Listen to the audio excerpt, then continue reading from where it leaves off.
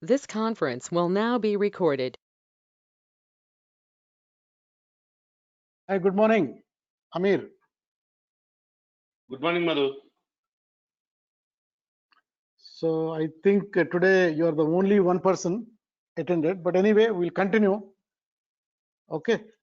So in the last session, we discussed generally about the concept of regularization and how simple linear regression doesn't work, especially when we have too many features and too few observations. And typically, the linear regression models, they tend to overfit in such a situation. So then those models will not be useful. So how do we solve that problem? We talked about regularization. So as part of regularization, basically, we are actually artificially penalizing the cost function or using those slope coefficients of each of these features. So in two ways, we can penalize the coefficients by adding them to the sum of squared cost function. You use sum of absolute slopes, add that and again minimize the cost function. Then you will be able to tilt or reduce the coefficients. And if you also, that factor can be manipulated by a tunable strength that we refer to it as lambda. Okay, if you increase the lambda to a large number, then if you use absolute sum of slopes as the penalty, that is a L1 penalty, then what happens is that smaller coefficients will become zero, meaning the features will be automatically removed from the equation, and that is called L1 regularization. And based on L1 regularization, the lasso algorithm has been designed. We talked about it yesterday. Then there is another way of penalizing the model coefficients, that is basically using sum of squared slopes, beta j square kind of term multiplied by a external tunable strength of lambda. You can add to the sum of squared cost function and then again minimize it. Then what happens, the effect of that penalty is actually the whatever coefficients that are already small, they will become smaller as you increase lambda, but they will never become zero. So you will not remove features, only you will shrink the features. That is what happens with respect to the L2 penalty. And using L2 penalty, that concept, the ridge regression algorithm has been designed. And again, a combination of L1, L2. Another algorithm that has been designed is elastic net. So we discussed theoretically the conceptual understanding of regularization and some of these algorithms that we'll be using as part of our project now. So then yesterday also we played around with all these three algorithms on our noisy sine data set that we have created at the time of our toy project, and we looked at to build an intuition into each of those algorithms by varying the lambda for both lasso and ridge. We have seen the effects, how betas are changing as we are increasing or decreasing the lambda factor for each of the algorithm. And then also we played with our elastic net algorithm, where we can actually play with two hyperparameters. One is that lambda, another is the L1 L2 ratio. So we looked at it.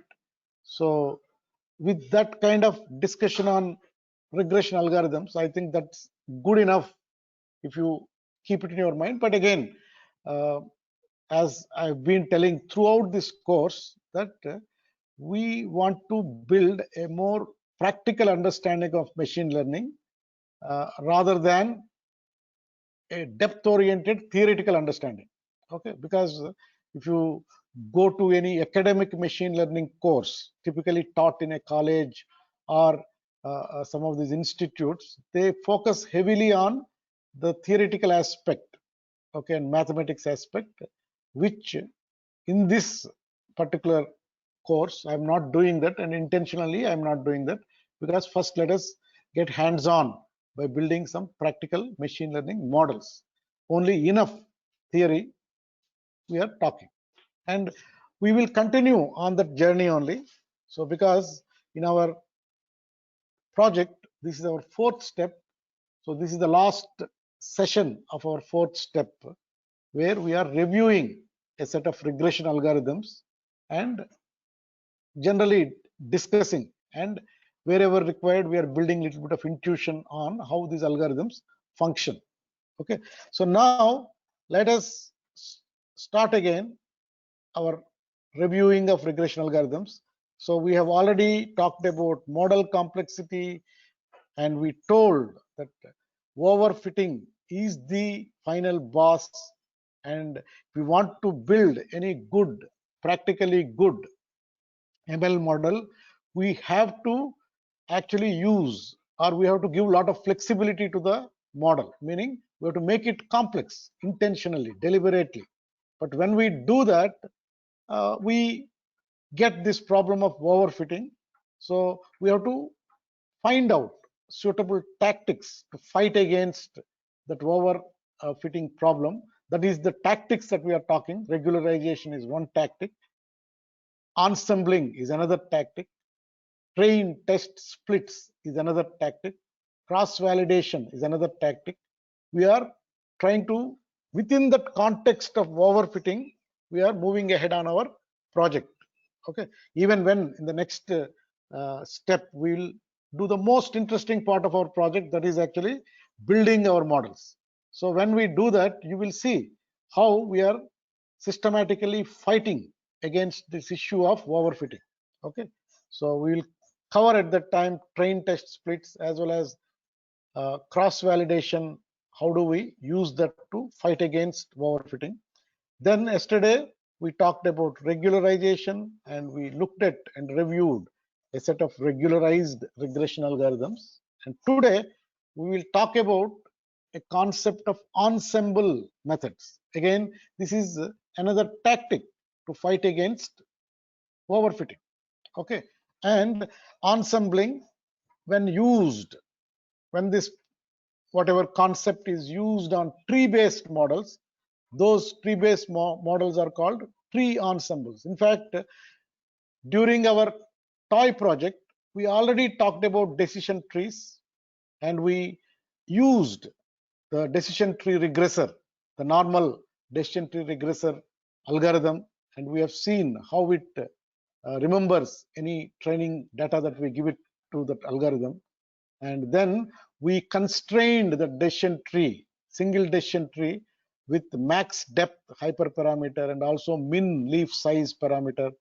We have tried to constrain and tried to get benefits out of decision tree based algorithms. And then also at that time we talked about an ensembled tree, and that is called random forest.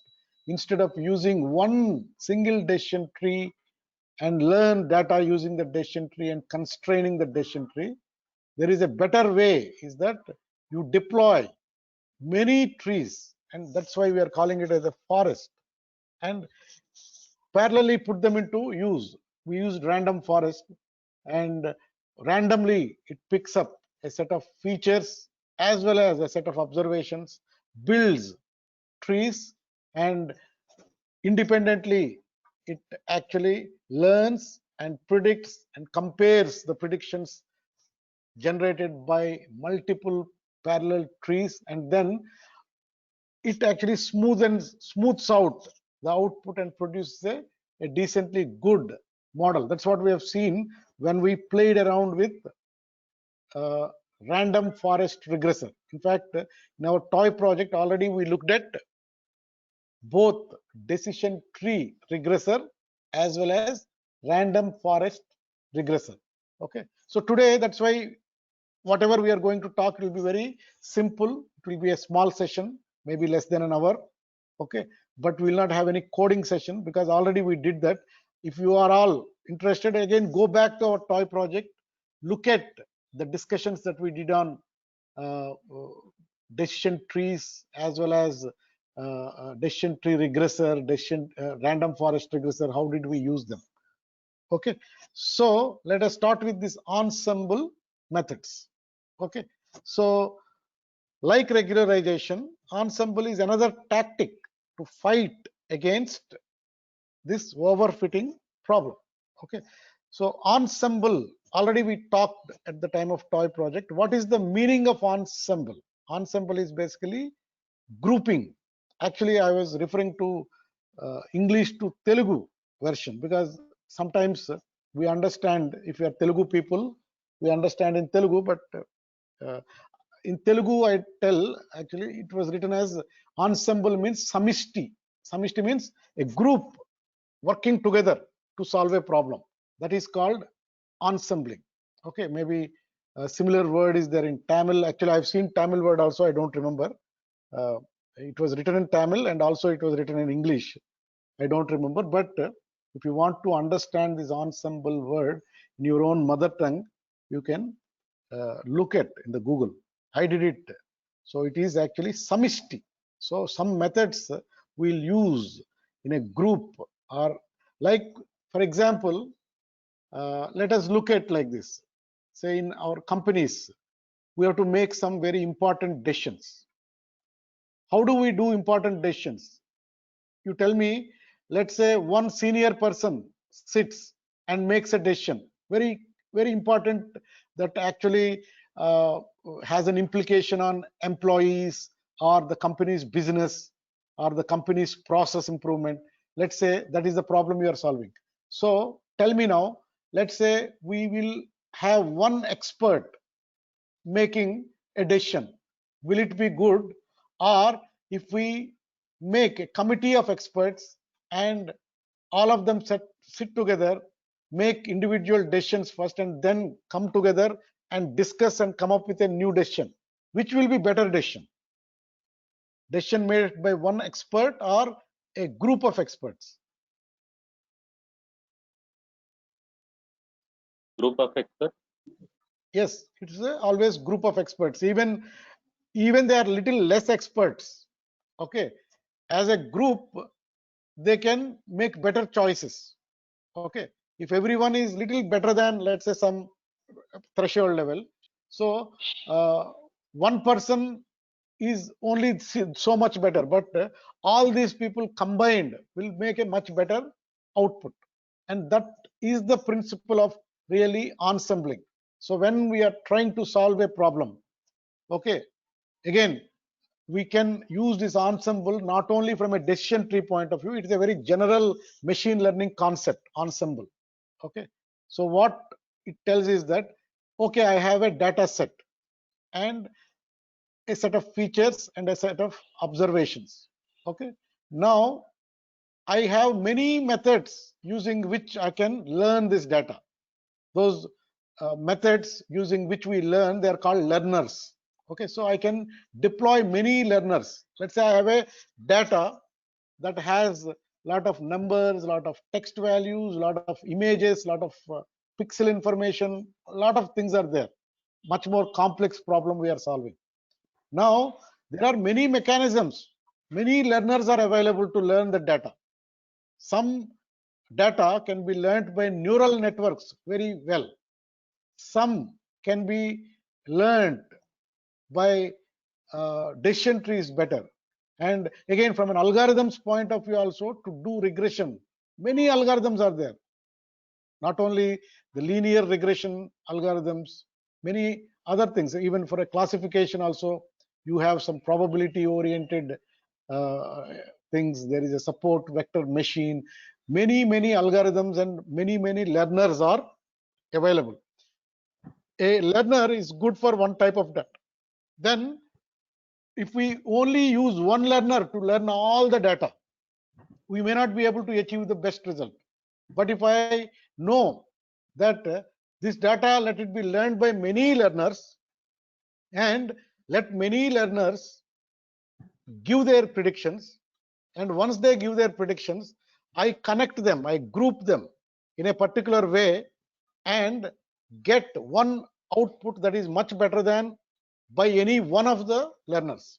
That is the methods. Those methods are called ensemble methods. We'll talk about it. Okay. So the second, again, we talked about two flaws of linear regression. Anyway, this a little bit of repetition of whatever we did on the decision trees. We'll do that. But the second flaw of linear regression is, in the last session, we discussed that linear regression suffers from two main flaws. One is it is prone to overfit with many input features. This problem, the tactic is regularization. Yesterday we discussed.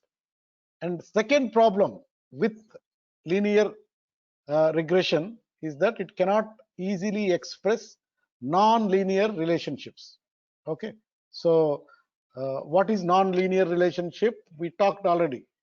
Let's say example we have taken is that typically lot size, okay, and transaction price, if you take it, more lot size, generally higher transaction price, the house will be at higher price.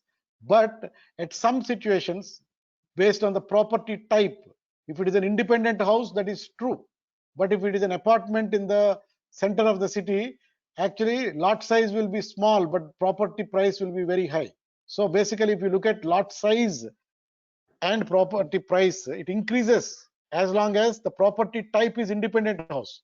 But as soon as the property type is actually an apartment, lot size increases and actually decreases, and transaction price increases. So that is a typical non-linear relationships. Those kind of non-linear relationships cannot be naturally expressed using the linear regression algorithms. Okay, how can we address this second flaw? We talked about it. We need to move away from the linear models to do that, and the answer is we need to bring in a new category of algorithms, and we talked about is decision trees at that time. Okay, so basically we are changing the paradigm of the model itself. No longer we are looking into mathematical mapping functions to solve or learn the data. So instead of that, we are using a new type of structure called decision trees. Again, at the time also I told you, decision trees are very advanced kind of things in computer science. Like computer science students typically study decision trees for a semester long, and they build a lot of original algorithms to convert table kind of information into a tree. And then basically what they're really doing, decision trees are, they will look at a table information and build that table information into a tree structure to remember everything that is there in the table. Okay, that is the purpose with which decision trees have been done. So decision tree models, decision trees, they model data as tree of hierarchical branches. They make branches until they reach leaves that represent predictions. So everything will be remembered when you create from a table to a decision tree. A lot of algorithms are there to convert that.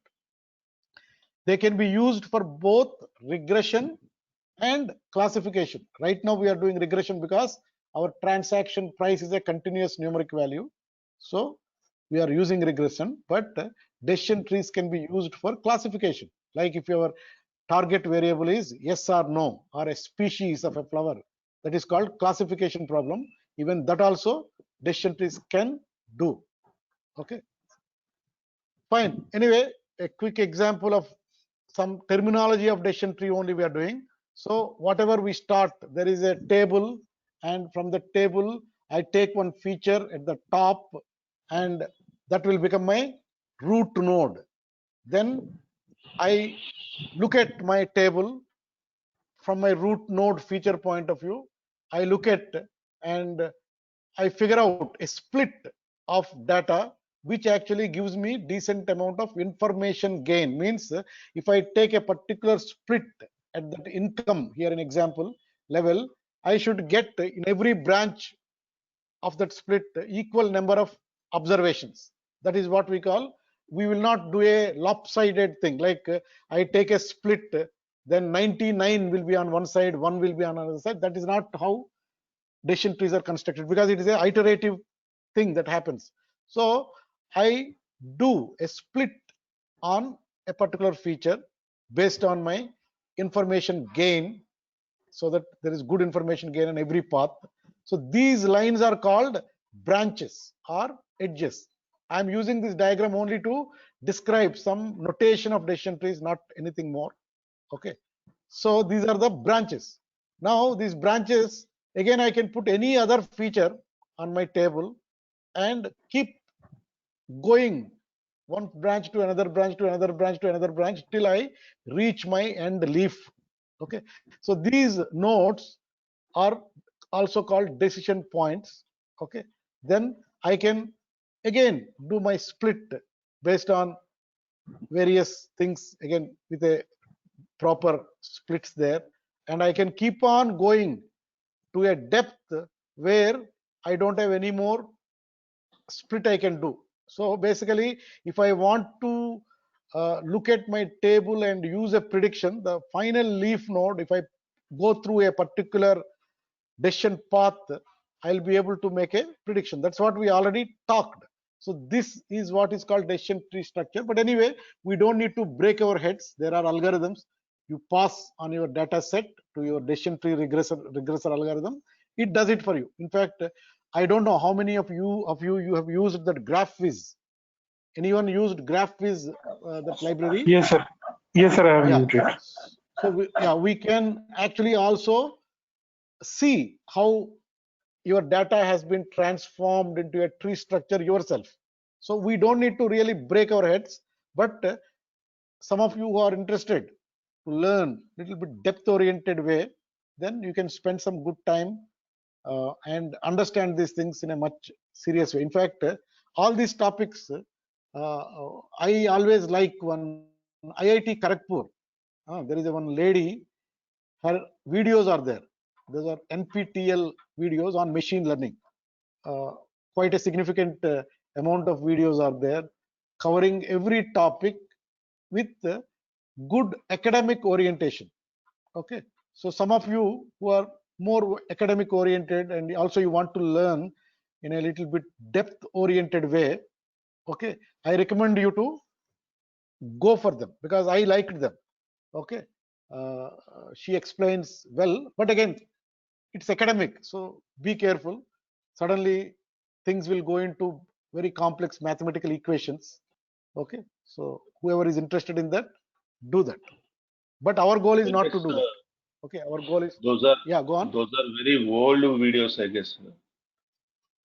But old or new is not the issue, but I mean, they are the more academic quality of the oriented. videos. No, NPTEL, I think they released again. Anyway, they will be writing in a classroom in a board, but actually they have been recorded well only. Means what I'm telling is that they have broken down lessons in a very good way. Okay, systematically it flows the academic machine learning course in a systematic way. But again, you have to have a lot of guts to go through that course because it is serious sometimes. Okay, anyway, lot of other things also are there. Okay, but why I am telling that NPTEL is that they have been organized well, because it was a for IIT Kharagpur, I think they have done a machine learning course. So full course is there from an academic perspective. So we don't need to search around one video here, one video there, then there is no sequence. That is the problem. Whenever we learn from online, that is the problem. We have to do too many things and then we have to spend a lot of time to compile like a course. Okay, whereas that problem is solved there. Okay, so our goal is not to really learn decision trees, but some terminology of decision trees. So basically to solve the second flaw of our regression algorithms, because regression algorithms don't understand non-linearity in a natural manner. We have to give them, okay, with this it increases, but when we have to create an indicator variable like lot size increases, property price increases, as long as the property type is independent house. As lot size increases, actually property, as lot size decreases suddenly, but property price increases when the property type is an apartment in a city center. So those kind of things cannot be told using mathematical mapping functions very easily. Whereas decision tree, because of the split on a particular feature at a particular level, it is naturally we can express that. That's what we talked already. So decision tree types, we can use decision trees for both solving classification problems as well as our regression problems. So whatever, if you want to solve classification problem, that is what in the next project we will solve, we can use trees there also. Okay, basically they use quantitative and categorical data to model categorical outcomes. The table will be like all, it can have anything. Let's say HR system is there. Okay, there is employee ID, then performance appraisal score. Okay, then department. Okay, then promotion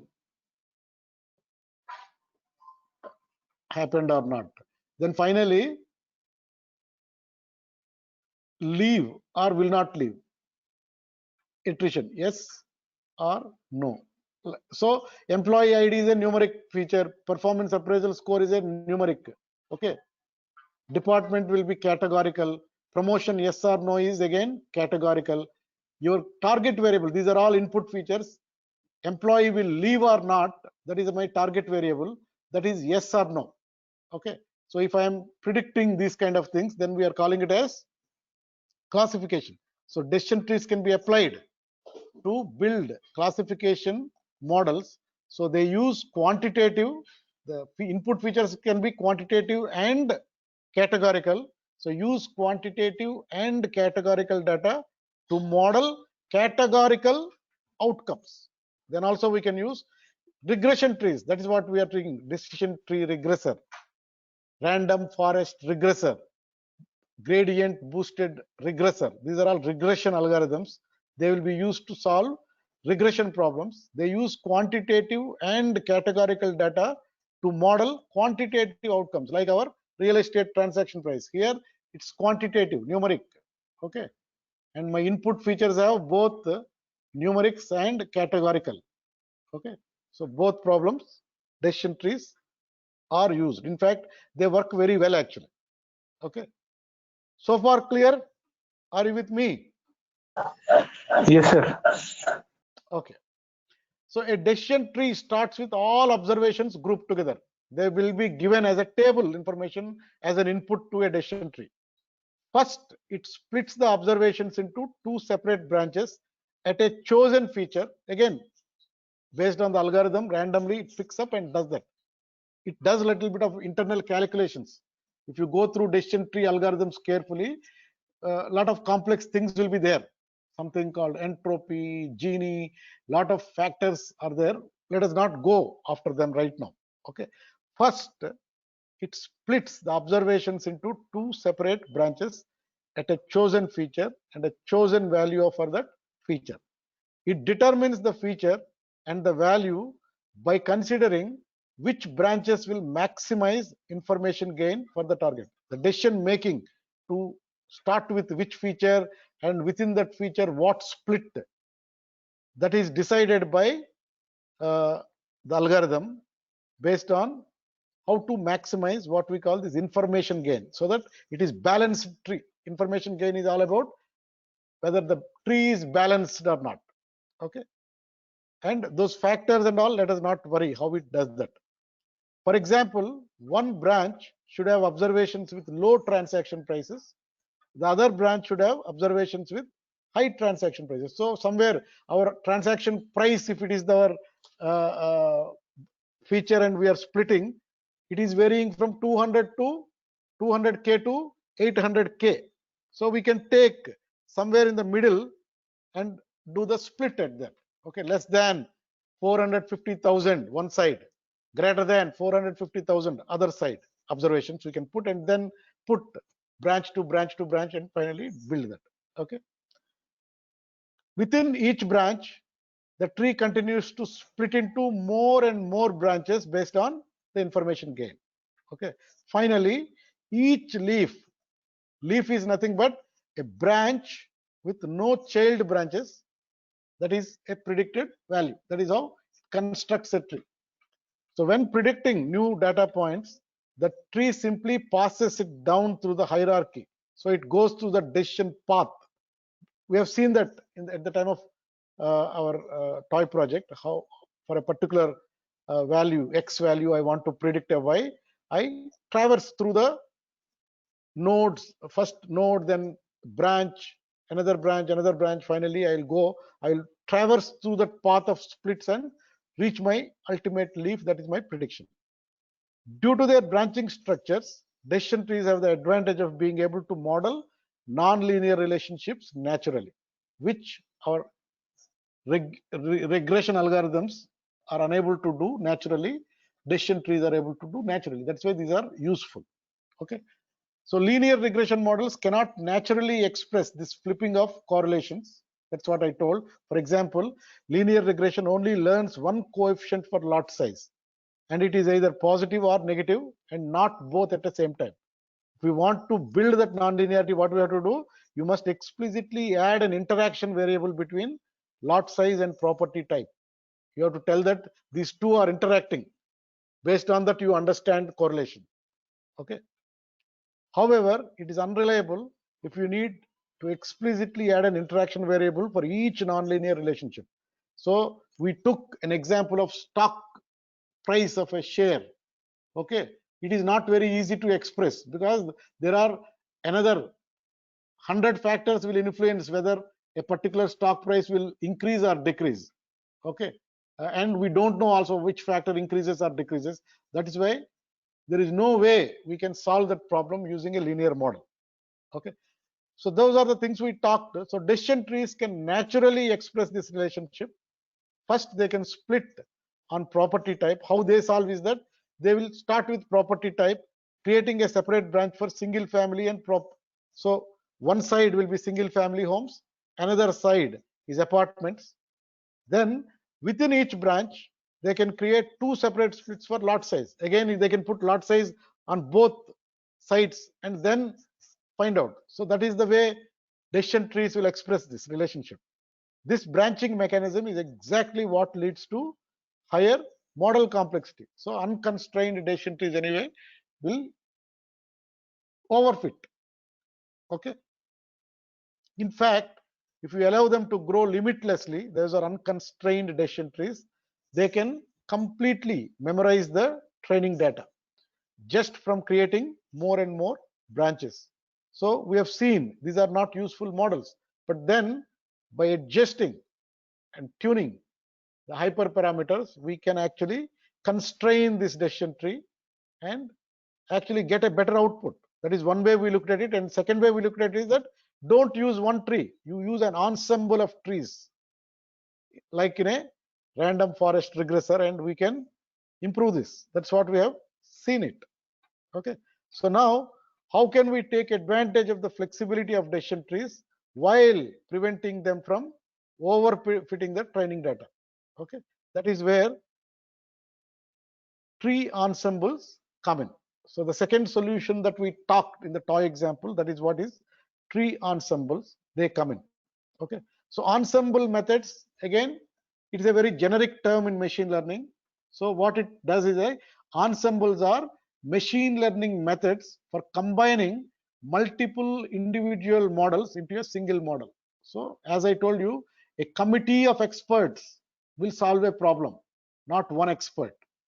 Okay, so ensemble is nothing but a committee of machine learning methods, okay, are deployed to solve a problem independently, and we do it for right data, right features for the right method, and each of these methods for a subset of your problem, they do learn and then make predictions, and then you combine all these things in a particular way.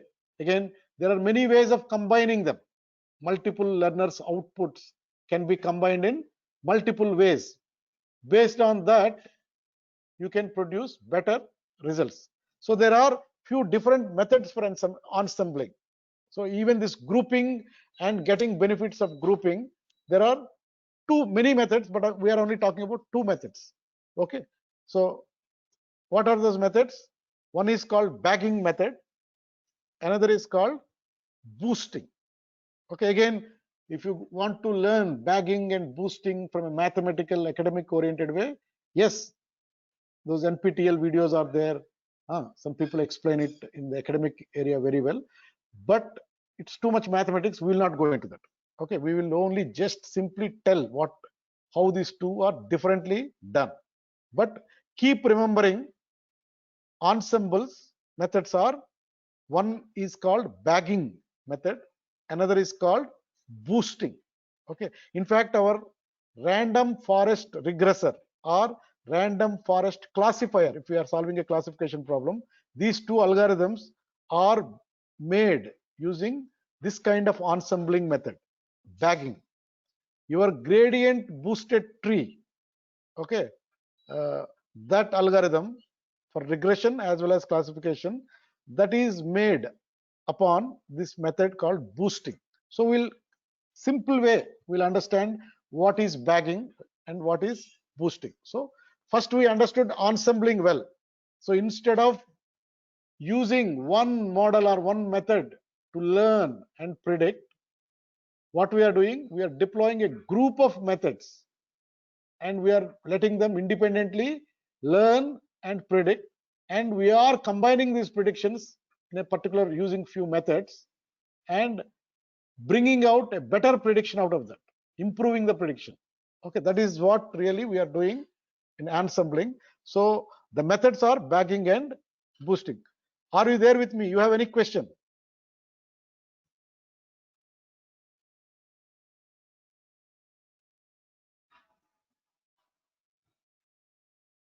Shall I move forward? Yes, sir. Yes, brother. Okay. Okay. So bagging, let us talk about first bagging. Okay. Bagging attempts to reduce the chance of overfitting complex models. Both of these models are solving the problems of model complexity. Bagging makes an attempt to reduce the chance of overfitting complex models, because we told to build a good model, we have to use an algorithm which has high variance, means let it overfit, let it be more flexible to understand the data, then it will anyway overfit. But after it overfits, then let me apply a tactic to reduce that problem and make it right fit. So bagging in ensembling, it attempts to reduce the chance of overfitting complex models. How it does? It trains a large number of strong learners in parallel. So in random forest regressor, what we did, we have not built one tree, we have built many trees. Actually, by default, it was building 10 trees. We can increase that to 100, 150, 200 also by adjusting the parameter also. N underscore estimators, if you remember that still. Okay, so we can do that. So if you are using a random forest regressor algorithm, what it does, whenever you put 10 trees to be learned from this data, or let 10 trees be applied to learning this data, all 10 trees will be very strong learners. I'm using that word called strong learners, means they are having a lot of flexibility. Okay, they are less constrained, so they can learn the underlying pattern and noise also very well. That is what I'm calling strong learners in parallel, okay, independently. So what random forest regressor does is, actually, if you pass it on to it a table, so it randomly picks up some features and also it randomly picks some observations and trains multiple strong decision trees, and then it combines them, it trains parallelly all of them, each one of them will produce a output prediction. Then it actually uses that and again smooths out. Let us talk about it. So a strong learner is a model that is allowed to have high complexity. Okay. So they are complex models, complex learners will be deployed. Okay. Not one, multiple of them. It then combines all strong learners together in order to smooth out their predictions. Now, how it does and all, that is the mathematics. I'm not talking about it. Let us for now agree that bagging is a technique where we deploy multiple learners, each of them very strong, and we let them parallelly learn the data and produce predictions. And those predictions are combined and they will be smoothed out, they will be smoothed out. Okay, that is what we are telling. Okay, so boosting is a little bit different technique. Okay, so what is boosting? Boosting attempts to improve the predictive flexibility of simple models. So unlike in your bagging kind of ensembling, in boosting what we will do, we will choose weak learners, not good learners. Means weak learners are learners with high bias. Okay, so typically one learner, weak learner, will only underfit the problem. It will not overfit the problem. Like for our curvy data, sign data, using a simple linear regression is a underfit. Okay, meaning that model is having high bias model algorithm. If we are deploying them, so what we are doing in boosting, instead of choosing strong learners, we will choose weak learners, and in sequential way we connect one weak learner's output to next learner, and we adjust and slowly we make it more complex. That is what we are going to do. So boosting attempts to improve the predictive flexibility of simple models. So it trains a large number of weak learners in sequence. The random forest or the bagging principle, actually strong learners in parallel, whereas this one boosting uses weak learners in sequence. A weak learner is a model that has limited complexity. Okay, we don't give too much flexibility to understand the data using this model, this learner. Each one in the sequence focuses on learning from the mistakes of the one before it. That is how we make it more complex. So a set of weak learners in sequence, they will be deployed to make the predictions better, like with a more complex model. Are you there with me? Yes, sir. Okay, so again, we are not going into depth of these topics because that is not our goal. But in case you want to learn at a particular time, once you complete these projects, you can do that also. Okay, because that kind of theoretical depth will be always good. So you look at some of the universities programs are there. In fact, yesterday I was watching a program by a professor Waterloo in university.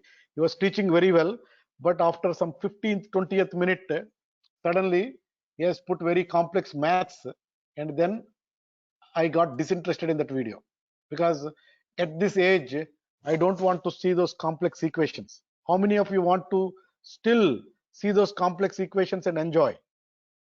Any of you are like that?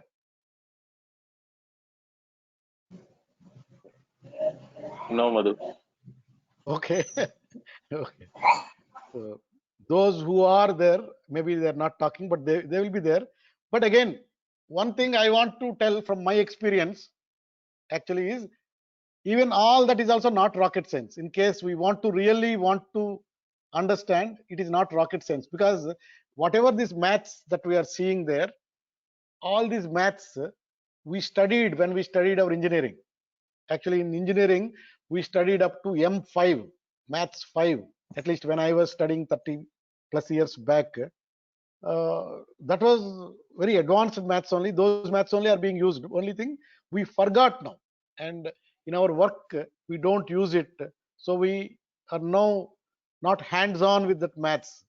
So if we want to really learn, there is some amount of concentration has to be applied, but it is not rocket science, definitely. Okay, so don't be afraid of that. Okay, are you there? Let me move on. Yes, sir. Yes, sir. Okay, so it then combines all the weak learners into a single strong learner. That is how boosting principle works. So bagging and boosting are little bit opposites of each other. Bagging starts from strong learners parallelly and smoothens out, whereas boosting starts with weak learners, combines them in sequence, and slowly makes it more complex. That is what it does. Okay, so bagging and boosting summary. While bagging and boosting are both ensemble methods, they approach the problem from opposite directions.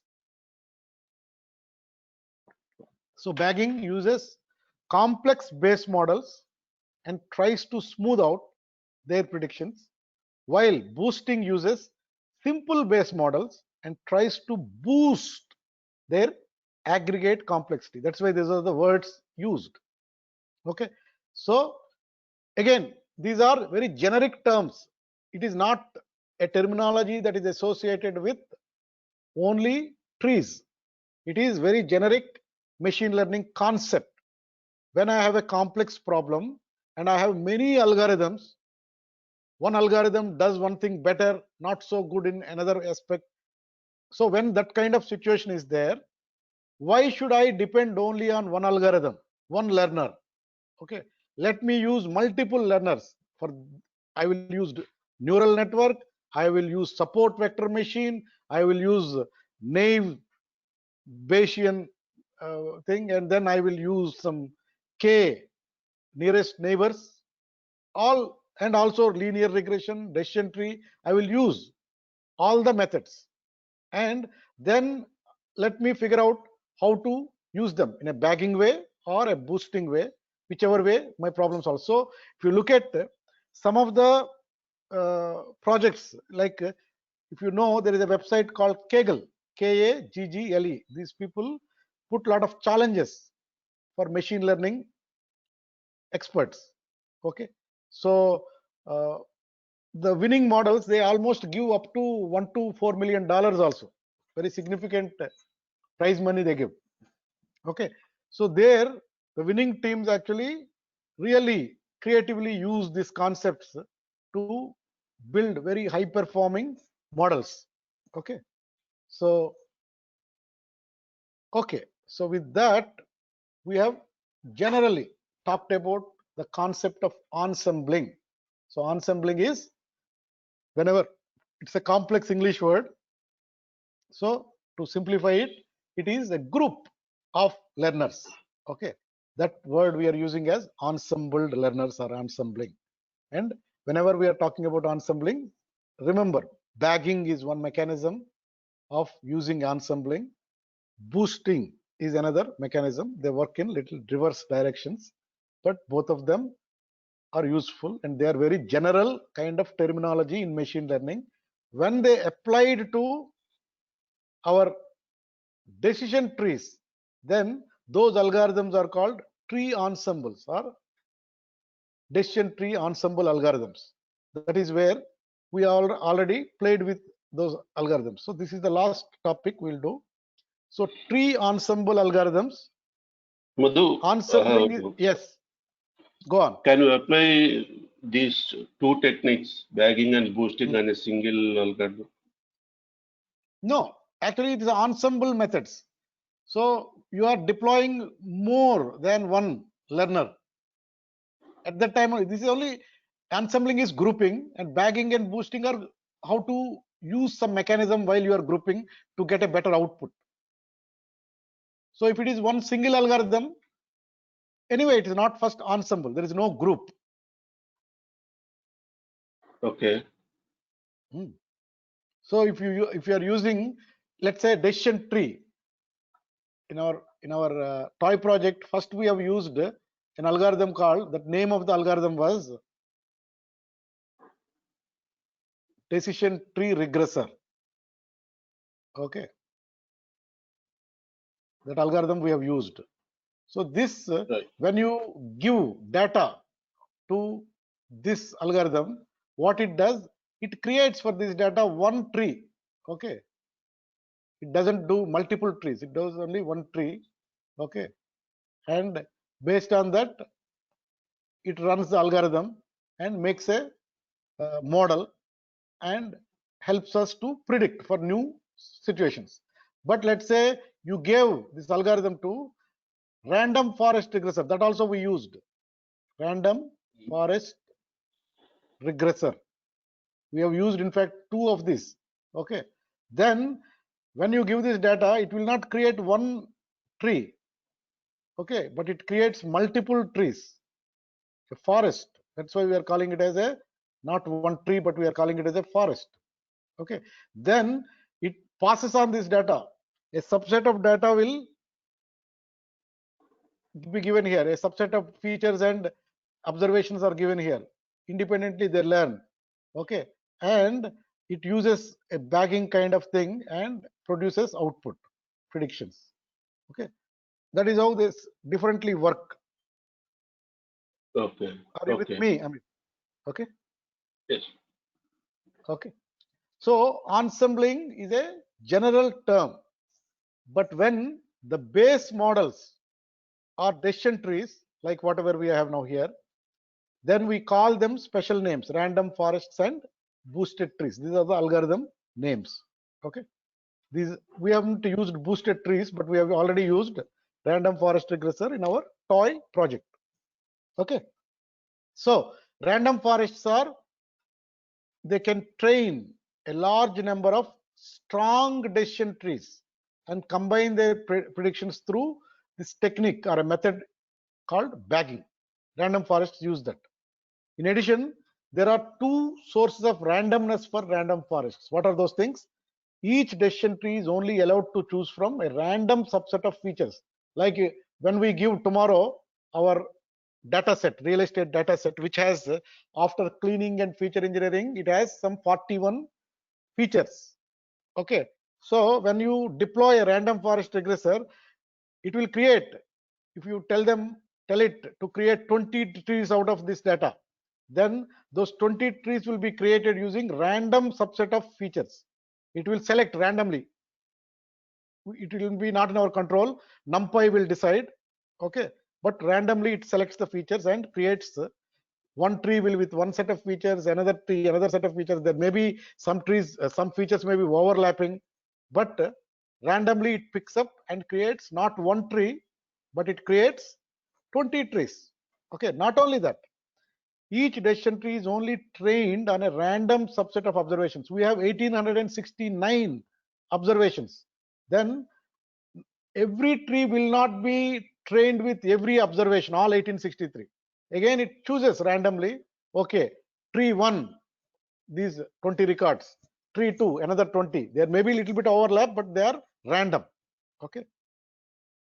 So scikit-learn comes with a random forest regressor algorithm that you can import from sklearn.ensemble. Okay, we have to import from sklearn.ensemble because these are ensembled algorithms. Okay. Anyway, we will do it later. Right now, in practice, random forests tend to perform very well. In fact, a lot of people, for very complex problems, applying these ensembled tree models, they built very high performing models. In fact, there are examples of people winning the prize money on Kaggle also with this technique itself. Okay, they can be used right out of the box to beat many other models that take up to weeks to develop. Okay, these are very good models. They are the perfect Swiss Army knife algorithm that you can almost always rely on to get good results. Okay, so again, from the field, people are telling that, and people are winning prizes and solving problems in a decent way using these things. Okay, They don't have many complicated parameters to tune. Some parameters to tune, but not very complicated parameters to tune. Boosted trees is the another ensembled tree model. Okay, boosted trees train a sequence of weak constrained decision trees and combine their predictions through this mechanism called boosting. Okay, each decision tree is allowed maximum depth, which should be tuned. We will give it as a engineer. Each decision tree in the sequence tries to correct the prediction errors of one before it. So sequentially it keeps correcting. So we have deployed weak learners. So predictions will not be very accurate to start with, but as this output of one weak learner goes to another one to improve it, slowly systematically accuracy increases, like a expert committee improving one expert's thing.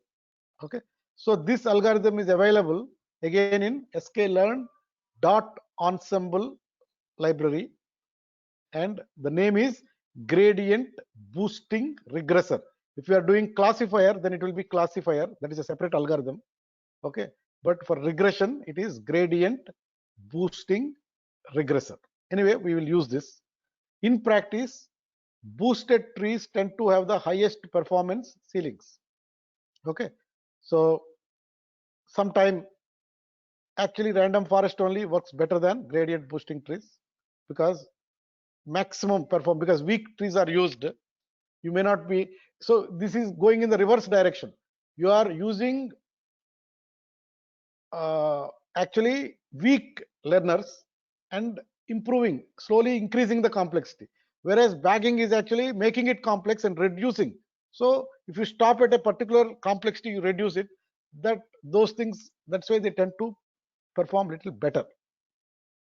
They often beat many other types of models like linear regression models and all after proper tuning. They're more complicated to tune than random forest. More things you have to play around, hyperparameters.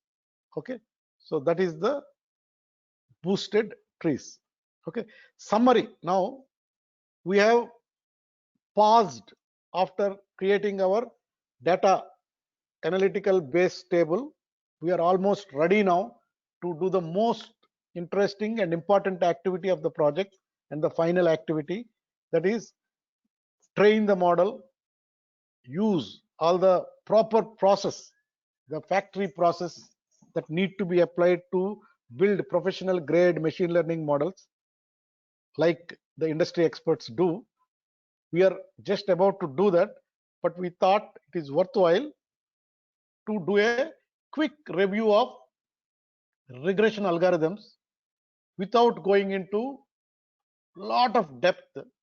Okay, because it doesn't solve our problem anyway at this moment, but we have just on the surface we covered these algorithms. But what we did is that we practically looked at on a toy example and seen the intuition. We have built an intuition on how this algorithm is working. By changing this, what is changing? That understanding we have developed, but definitely we have not developed some theoretical background to design a new boosting algorithm. Okay, that is not our goal in this course, so we will not do. So summary and next steps, here are the few things we did in this step. We got a preview of the final boss of machine learning. So what is the final boss of machine learning? It is overfitting, the villain. Okay, we saw how regularization helps select features and shrink coefficients. L1 will help you to select features, L2 will help you to shrink the coefficients. Okay, we learned how ensembles can improve predictions by combining, grouping the learners using bagging mechanism, grouping the learners using boosting mechanism, how they can improve predictions by combining. We have just discussed, and we looked at 5 effective algorithms that we will be using in our project now. Lasso is built on L1 penalty, Ridge L2, elastic net, a combination of L1 L2, random forests, bagging principle, boosted trees, again random forests and boosted trees are tree-based models, and random forest uses bagging principle, and boosted trees uses boosting principle. Okay, so we talked about them. Now the next step is, it is time to see which one performs the best. So what we will do, we will apply all 5 algorithms with a lot of variety of hyper tuning setting. And again, so far we haven't talked about 2 more important tactics to fight against this overfitting, that is test train splits, and also very important concept called cross validation. Okay, so we will use all those things and build many models using these algorithms with variety of hyperparameter setting and tuning. Okay, and finally choose the winner. But again, another very important step we haven't done. Okay, in the toy project also I talked about it. So now our analytical base table has lot of values. There is no text in our columns now. All text values have been removed. Everything has been moved into a numeric. But only still there is a problem that is there with our table, is that all these numbers in all over the places they are falling. Beds and baths are 1, 2, 3 kind of numbers. Square feet is going into thousands. Our transaction price is into hundreds of thousands. Lot size is also into hundreds of thousands. Okay, so we have to do some scaling. So we have to pre-process our data before we give it to scikit-learn algorithm.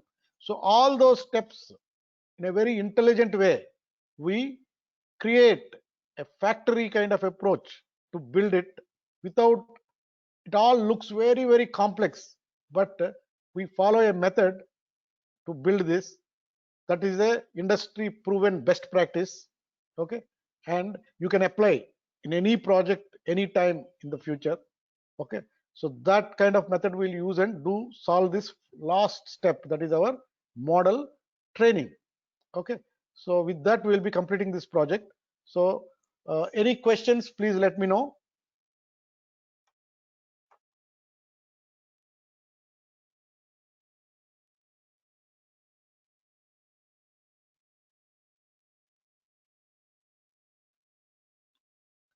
Anything? Questions? Okay, if you don't have any more questions, so let us close it at this time and see you on Monday. Bye bye. Thank you, Thank sir. you, Madhu.